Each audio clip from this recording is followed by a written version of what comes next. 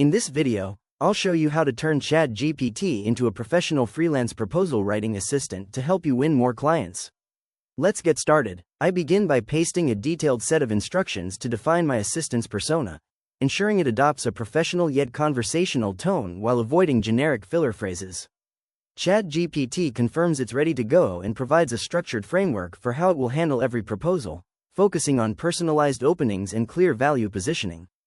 To see it in action, I provide a specific client scenario for a social media management project for a local business called Bloom Bakery.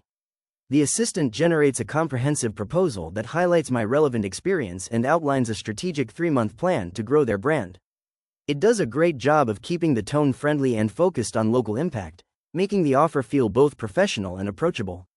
Next, I request a much shorter, punchy pitch designed for platforms like Upwork or Fiverr where brevity is key. The AI produces a high-impact message under 120 words that immediately identifies the client's problem and offers a clear solution based on past results.